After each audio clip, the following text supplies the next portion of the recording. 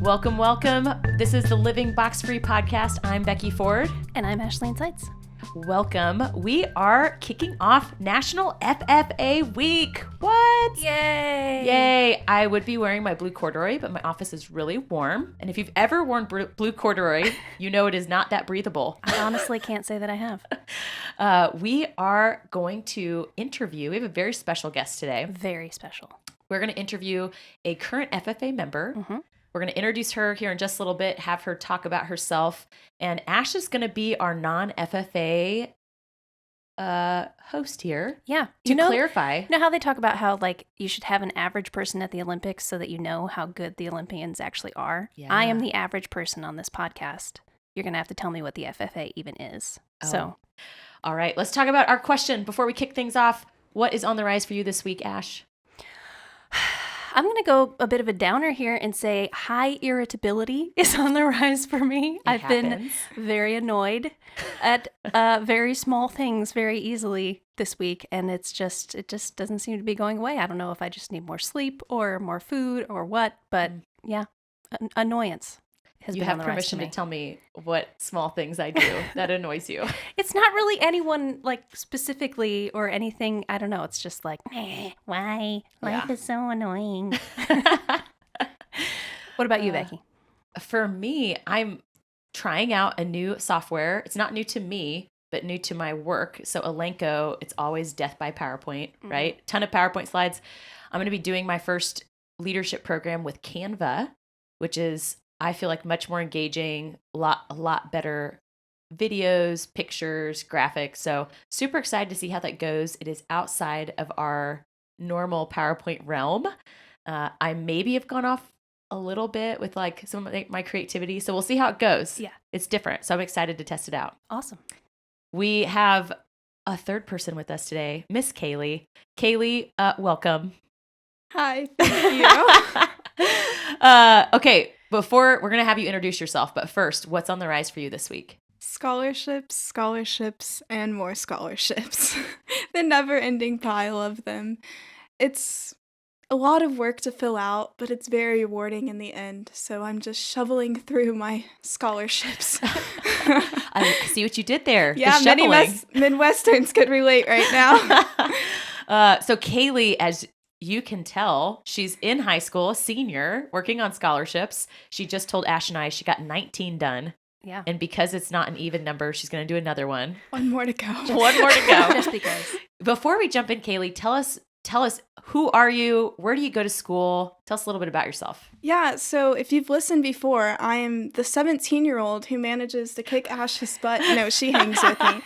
But no, my name is Kaylee. I go to Greenfield Central High School. I am a senior there, and I am actively involved in FFA. I'm actually serving as the president this year. Very exciting.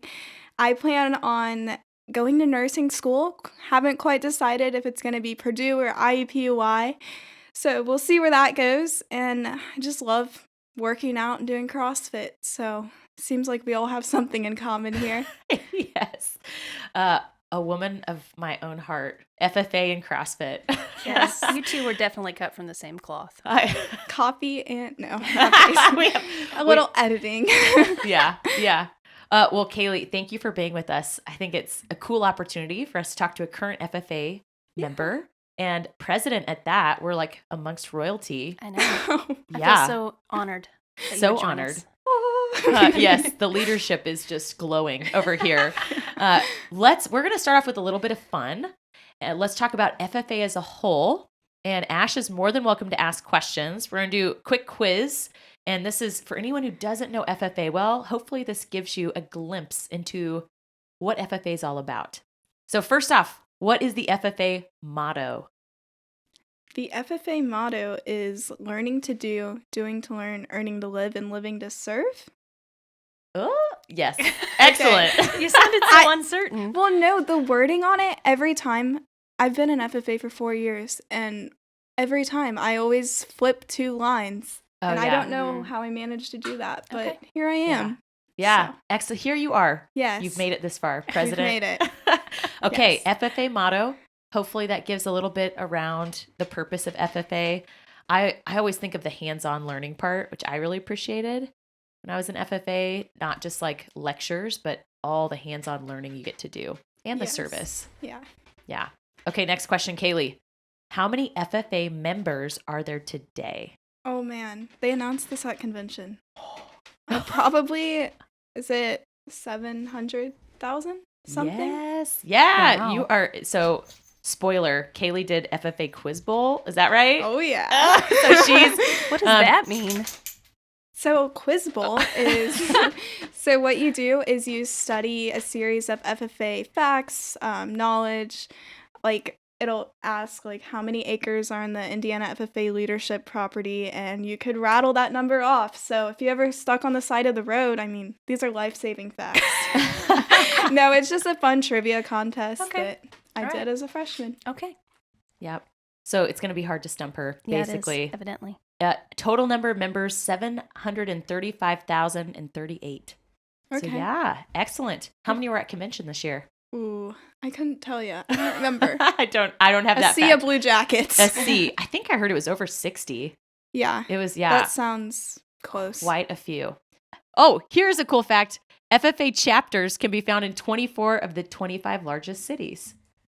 So that's pretty cool. I know New York City, Chicago, they have some FFA chapters. Yeah. Some people think just agriculture. No. Yeah, there's a lot more. So my friend asked me last night, is there a hub of some sort here in Indianapolis? So here in Indianapolis, we are home to the National FFA headquarters. Ah, So that is actually located in the heart of Indy. So okay. yeah, a little Okay. fancy here Good in to know. Indy. Yeah, it's on the northwest side. Do you know the address? Oh my gosh. This It's is actually a quiz something- question. No, I know it. I've been there. Something FFA Drive. Yeah, I couldn't 6060. tell you. There we go. Wow. Yep, every person's putting that in their Google Maps right now. Uh-huh. Their just premier wanna hop over there. Indianapolis site to see. Yeah. So it is. Okay. Actually, that's how, before I moved to Indianapolis from Kansas, that's how felt like my second home. Gotcha. Because I got to go to the FFA Center on and off for a year when I was an officer. Okay. Okay, Kaylee, what do you think was Becky's favorite career development event, also known as a CDE? And then we probably need to expand on what that is more, because I'm looking at Ash. Yeah, I have no clue.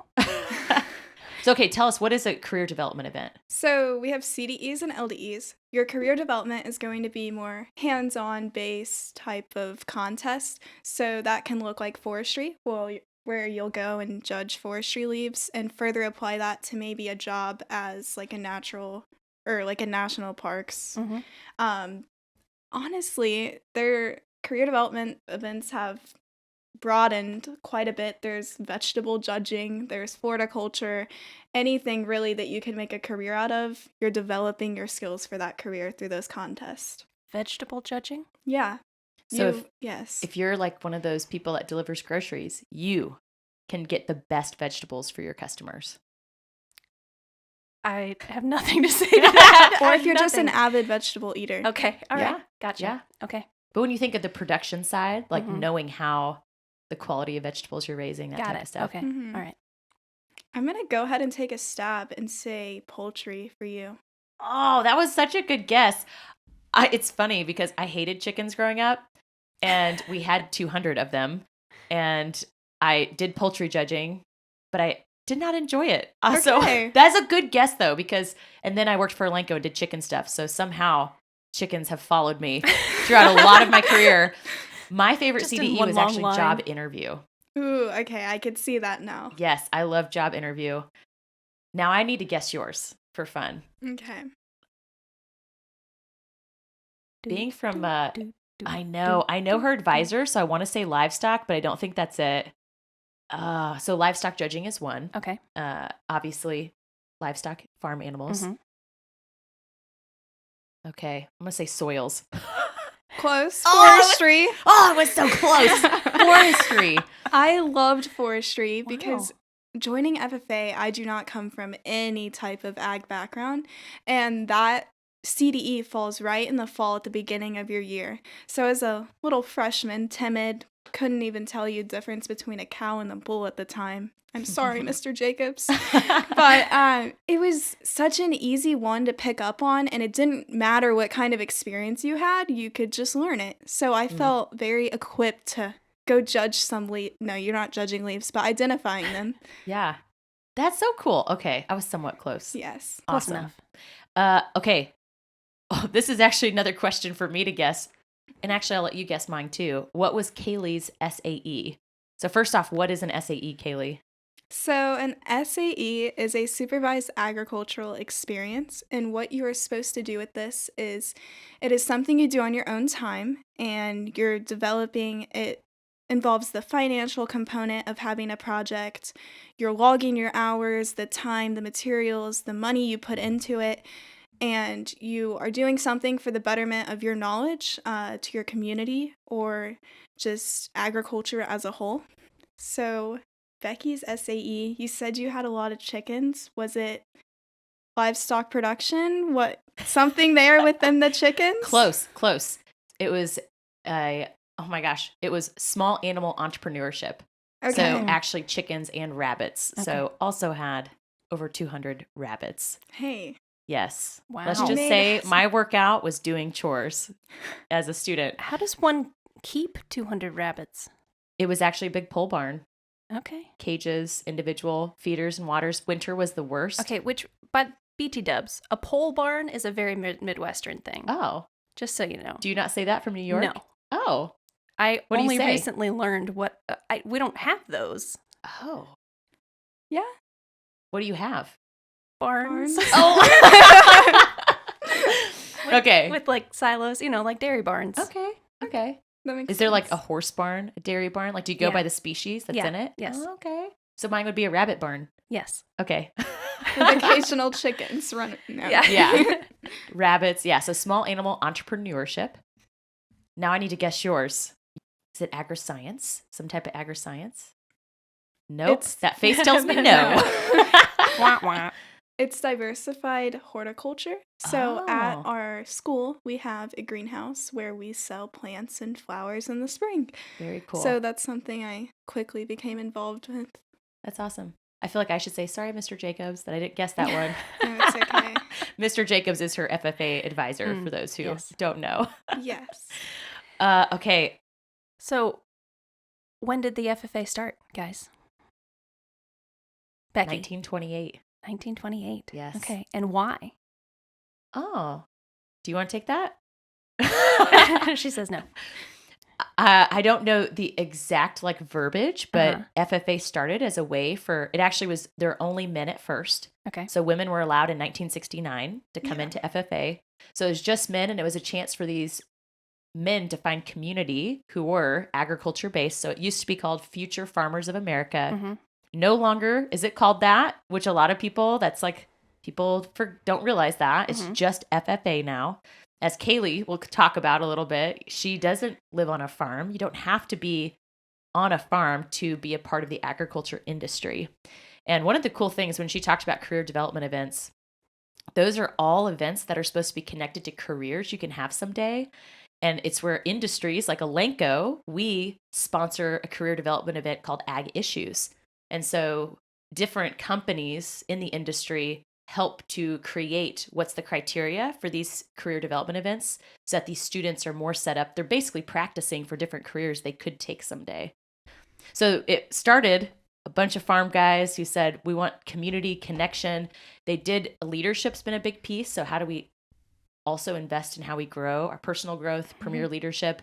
And over the time, it's evolved to be a lot more inclusive, I would say, and include a lot of different careers and parts of the food, textile, all of that industry. That's awesome. Okay. Thank you for answering my questions. Any other questions? You got Not one at the for moment. Kaylee? Not at the moment. Not at the moment. Cool. Okay, that was our trivia. Woohoo! Hey! I think we all passed. I have prizes for you after, so stick around. Let's get to know Kaylee and her experience in FFA as it is today. So first off, why did you join the FFA organization? It's by random chance, really. I quite literally grew up in the heart of Indianapolis, and I always loved playing sports growing up and having that competitive nature inside. But when I injured myself and got away from sports, I entered high school and I knew I wanted to be a part of a community and something new.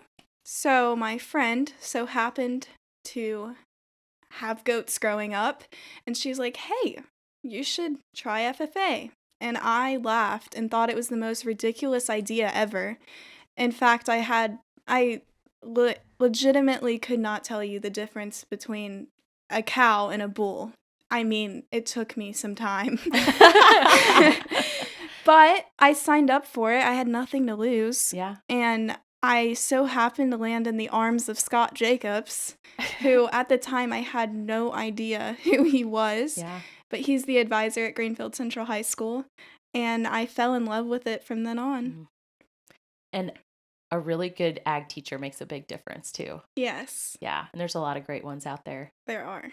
Yep. So you joined, it is a fluke. Now here you are president. So you must enjoy this community of FFA. What other roles have you played in FFA, or what events that we haven't talked about that you've done that you really have enjoyed? Yeah, so as a freshman, it was sort of just getting my feet wet and trying out new things.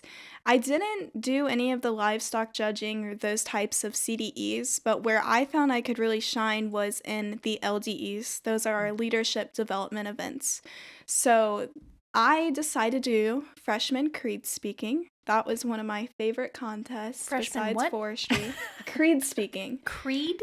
So the creed is 5 paragraphs. It is written by E.M. Tiffany, and FFA members as freshmen are expected to recite to you this FFA creed of ideals, beliefs, and values that not only highlight FFA in the agricultural industry, but values you can carry on into your life as well. Okay. So I would recite this to a panel of judges and then answer questions on my beliefs and how it impacted the world. Okay. Yeah. Cool. So If you stick around for a bonus episode, she'll do it for you. yes, I might feel be a little rusty. like, can you wrap it? Because that Um, seems like that would be the best way to deliver that kind of information. You know, we might incorporate that this Okay. year with our freshman training. that seems like a good plan. We're working on it Okay. this year. Yeah. But I loved LDEs and becoming involved in that. And then as a sophomore, I decided to interview for chapter office, and I became an executive committee member. So I wasn't quite a full officer, but I went to weekly meetings and helped plan chapter events and stuff. And I quickly became more and more involved. And so my junior year, I became vice president, and now I'm serving as president. And what I learned was it didn't really matter where you came from in FFA, it was how you were going to show up and continue learning. And at the end of the day, I ended up learning a lot more than my peers around me because I was so interested in all of the new water I was in. And I mean, there were some ag lessons that were probably ridiculous to some of the kids who grew up on a farm, but I just was so amazed with literally how our food was made and the practices and how we could be sustainable with agriculture. Every day, I learned something new. Mr. Jacobs always jokes, "You can go home now, you learned something new." Well, I can go home pretty quickly in his class. Oh, what a compliment. That's so nice. That's awesome. That was very beautifully put. Just it doesn't matter your background and how curious you've been and how exciting it's been to learn about where our food comes from and how things are produced. I know one of the struggles when I was in FFA even was people thinking that they didn't belong. Before they join, they're like, well, that's not for me. Yeah. It's only for farm kids. So tell us a little bit about how FFA has become more inclusive and more diverse since you've been in it. So part of the inclusiveness is I do attend Greenfield. So Greenfield alone is a hybrid between city and country. If you go a little bit more west than us, it's complete rural community. And if you go east, it's pretty urban. And so I found quickly that I could find a place in being an urban kid in FFA. Everyone around me never really stereotyped me for where I was raised, but what I could do. I remember at my first creed contest, the judge came up to my advisor and was like, "Where did you get her from?" Because in FFA, there's normally names. Like, everybody knows these long family-lived names of a farmer, and nobody had ever heard my name before. He's like, "Oh, we got her off the side of 38th and Post." And he did. But what I learned was, like, even my own family thought, like, "Oh, it's for farmers. It's Future Farmers of America." And to this day, anytime I wear an FFA shirt, they're like, "Oh, Future Farmers of America." No, it's National FFA. It's just FFA. And every single day, I find myself explaining to people that we aren't just about that. In fact, I'm not even going into an ag career, but I was still able to pick up on the leadership of the organization. And so I think it's really important that we continue to sell to people that we aren't about just ag. We're about a holistic approach to good leaders in our community and establishing an industry that can thrive because of other aspects besides agriculture. That's awesome. I hear you talk about leadership a lot. Yes. And I think that's something Ash and I have even seen. We're like, how old is this girl? What? Just your ability. And Kaylee also has the nickname Baby Yoda from a few people at the gym. So just her insights and her ability to lead and see people and recognize people is outstanding. Tell us more about what has been the most impactful part. I heard you talk about leadership, but the most impactful part for you personally being an FFA. Mr. Jacobs, when I first joined, was like, "You are going to develop a network of people." And as a freshman, yeah, I have friends and, I know people. I remember going to contests and, Scott, and everybody just knew everyone. And I remember standing in the corner knowing absolutely no one. And I was like, I have friends. I see what you're saying. But now as a senior, I went to donkey basketball the other night. Okay, I promise you, it's not all ag.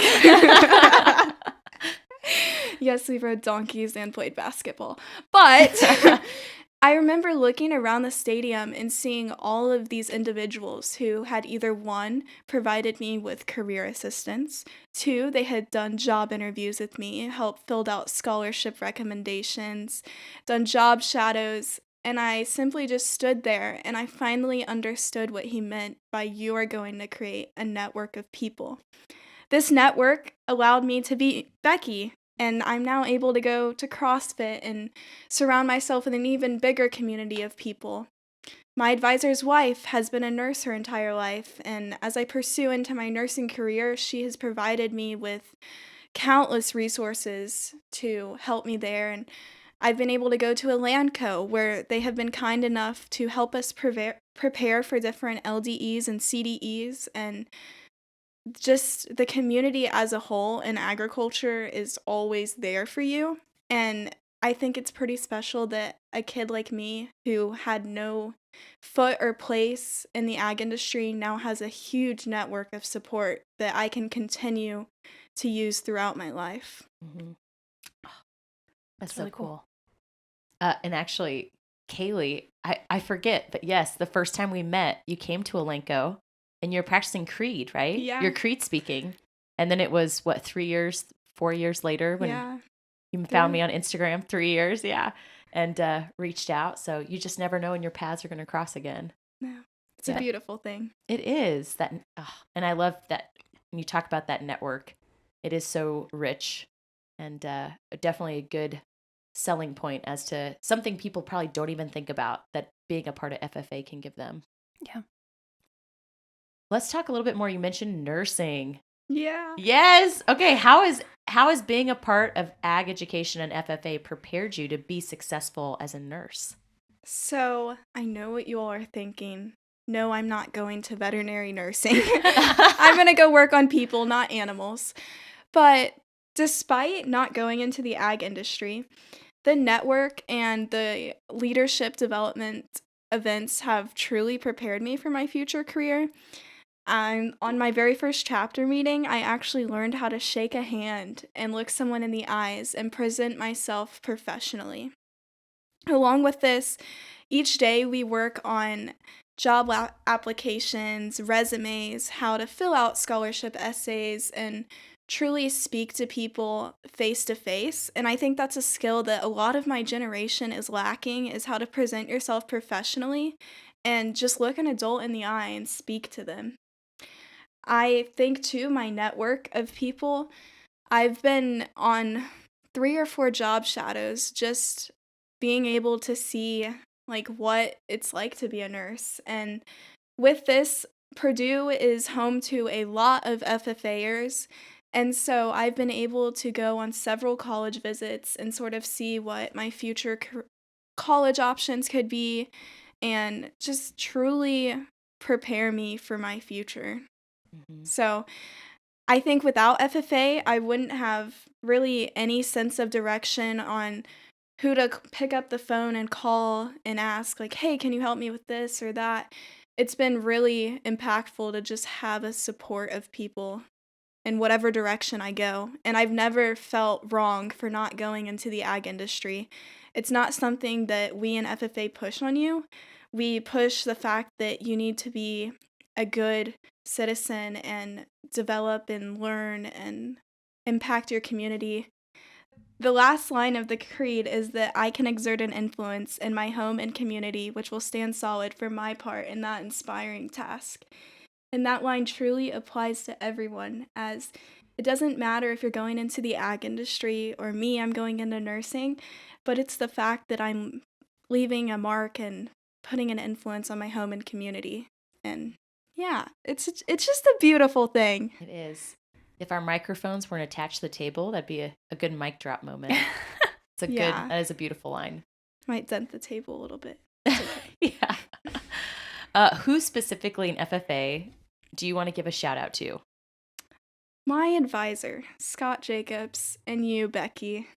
I don't think you realize how much you've helped me on my journey from freshman creed speaking to you have put a lot of time into developing me as a leader and just being a phone call away anytime I need anything. So thank you. That is super sweet. And I think the cool thing, I'm sure Mr. Jacobs would say this too, that fresh, what's the word I'm looking for? That relationship goes both ways, right? So like Mr. Jacobs probably gets a lot from you as well, just as I do. So thank you for pushing us to keep growing and learning and challenging the way we think and approach things. And just FFA, that network, teaching you to be a good friend, a good person. Yeah. Becky, I'm curious to hear your answers to some of these questions. Just starting with, what was the most impactful part of FFA for you? For me, it was very much the leadership side, similar to Kaylee. We're kind of similar. Some of these things. One of the things that was super impactful for me as well, we talk about teachers. I changed the way that I saw myself quite a bit through FFA. I started off very shy. I joined because my older sister was in it, and she's really good at peer pressuring me, bullying, whatever you want to say. As older sisters are. Yeah, you've got, Yep. And so I joined and I was quiet and hesitant, similar to Kaylee, didn't know anyone. And the open arms that people extended to me, I definitely started to open up, but then I did not want to run for chapter office. And my ag teacher told me, Becky, you should do this. I think you could do it. So eventually I did. And that just trickled through the rest of my FFA career, having teachers or role models say, Becky, have you thought about doing this? Yeah. And most of the time the answer was no, I didn't think I was good enough, or I didn't think that I could do that. And those people gave me the confidence to take risk. And my journey, sadly, I probably wouldn't be sitting here with any of you if it wasn't for FFA, because I got to do a year-long, quote unquote, kind of like an internship as a national officer in Indianapolis, all across the U.S. I met Elanco during that time. I had no idea who Elanco was because I was from Kansas and I didn't pay attention to the products we were purchasing for animals. And so really like the trajectory of my career, without a doubt, was influenced by FFA very, very much. And even the path I took in building the confidence and belief in myself was very much thanks to the people in FFA. Yeah. Yeah, it's hard for me, like, knowing your career path and your story, to think about where you would be without it. It's kind of one of those things that's hard to separate. I don't know if we've ever talked about this. Fun fact, before FFA, I was going to go and do broadcast journalism. Yeah. And then I realized I like talking with people a lot more than talking at them. and then yet here we are podcasting. We're glad to have you. Wow, no, I don't think I knew that. That's awesome. Yeah. And then fact. because of FFA, I did ag communications instead. And now ag communications, now I'm doing learning and development at Elanco. Yeah. So communicating, but in a very different way. That's awesome. Yep. So then my last question for you is, how have you seen the FFA change over the years, whether it's, the last couple of years or since you were part of it? The biggest thing for me has been the expanded opportunities, as well as really trying to brand ourselves as not just for ag kids. Yeah. And so those two things, the additional opportunities, one, I think there's a lot more opportunities for kids who have different backgrounds. I mean, you can have a supervised ag experience working at a restaurant. That can count, food service. So those additional opportunities have been huge for the inclusivity and even just expanding the viewpoint of careers people can go into. And the other piece, FFA has been very diligent recently with creating, diversity and inclusion committee and having students and teachers and past alumni be a part of that to discuss and influence how do we just continue to make these opportunities available to anyone. So those would be the top two ways. That's awesome. Yeah. So, okay, my last average person question. Average person question. Are there people that are paid to work for the FFA? Is Mr. Jacobs paid through the school? Is he a volunteer? How does this work? Yes. Where do these people come from? Yes to all of it. Yes to all of it. So the National FFA, 6060 FFA Drive, here in Indianapolis, there are National FFA staffers. So there are people there. Yeah, and there's people there who are in charge of training officers, and people who are in charge of raising money for different events for students, leadership conferences. And then there's also the ag teachers paid for by those school districts. So the school district would fund them. Okay. And then there's also lots of volunteers, like myself. I get paid in smiles and hugs. And the happiness. Yes. That's awesome. But for me, volunteering with people like Kaylee just feels like fun. Yeah. So it really doesn't even feel like volunteering. She's okay. She's okay. She's all right. Yeah. I will say that even the paid individuals, the teachers, they do get compensated from the school. But if you think about it, our advisors are there 5 and 6 a.m. before school. Mm-hmm. They're there all day at school. And then after school until 10 or 11 at night. And then they also spend their weekends with us. And when I say the ag room is my second home, it is complete honesty. Yeah. So the people in FFA definitely aren't there for the monetary compensation. Yeah. Yeah. It's awesome. Cool. No further questions. No, no further questions. As we get ready to close, Kaylee, what can our listeners do to support FFA? It's FFA week. Woohoo! What can they do to support this great organization? Yeah, so FFA Give Day is Thursday, February 24th. So go ahead, you can go to ffa.org and go ahead and just donate what you can. We certainly appreciate it, and you could go support young individuals like myself. Not sponsored. And then also just volunteer at a local chapter, reach out.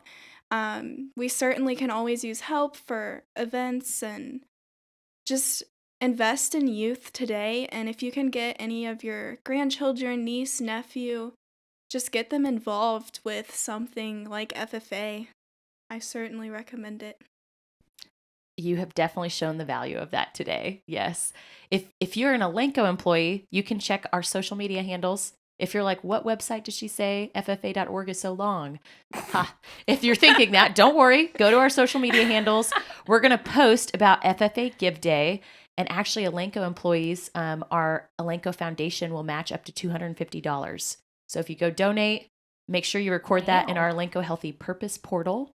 If you're an Elanco employee, you know what I'm talking about. If you're not, you're like, what is that? Don't worry about it.